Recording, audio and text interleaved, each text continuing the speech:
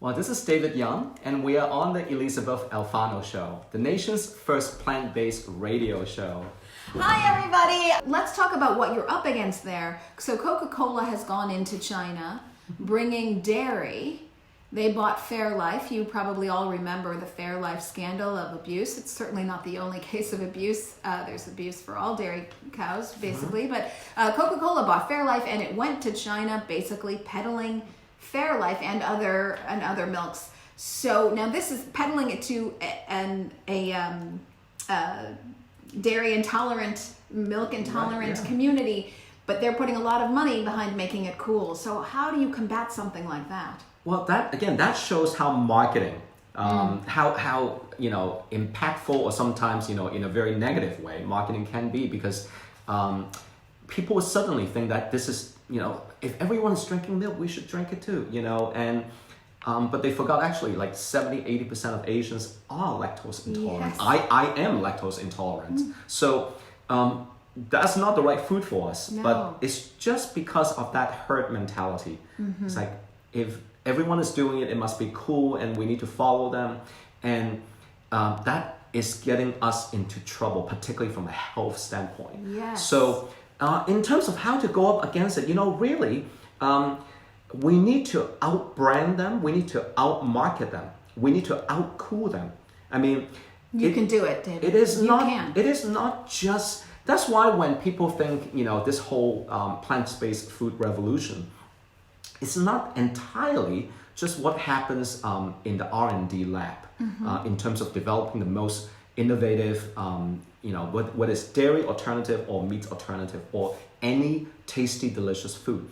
It is a marketing war. It is a branding war. And how do we beat those guys on their own game? It is very important. And I often think that beating them on their own game means really including them into our game. Yes. So as a lot of people say, like, oh gosh, Cargill is now getting into the plant-based business, or Maple Leaf or JBS. I often think, like, better to bring them on and use their distribution channels and their heavy, deep pockets to do the marketing, so that we'll see hopefully in 5 years just how manly it is to eat plants. That's what I'm waiting for. Now, when I say, our marketing, our branding, it just means that from a consumer standpoint, it needs to be up to that standard. We cannot just say, because it is good, even if the packaging is horrible, you should eat it because this is good for the world. I mean, unfortunately, 90-something% of consumers are not that conscious. They're not that mindful. So they, between this, let's say, this is ugly packaging but healthy, but this is, sexy packaging but actually it's bad for you. Sadly, 90% or maybe even 98% people would choose the latter and not the former. Absolutely so right. we need to bring, we raise our game so that we check all the boxes. Yes, so we're going to get back into it when we get back from break. It's the Elysabeth Alfano Show on WCGO. We're talking coronavirus when we get back. Yes, there's no doubt the healthcare burden has gone enormous, and it's getting worse and worse. And it happens so fast because, again, this affluence and economic growth really just skyrocketed in the last 15, 18 years. So it wasn't like, as much as China was anticipating growth, they couldn't anticipate the kind of the baggage that come with it, the side effects. But those side effects are now hitting China, head on. And it exposes the animal farming industry.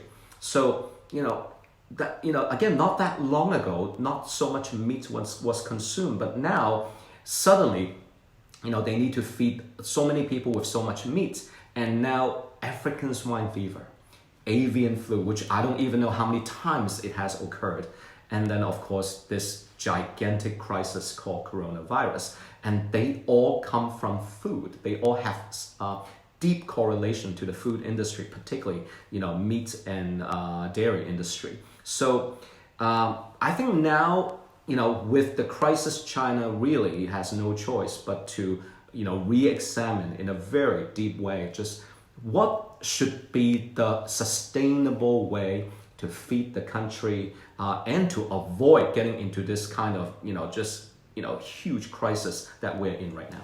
So it's always odd to me when I hear people explain away this need for meat despite health problems, financial problems, global pandemics. It's just incredible.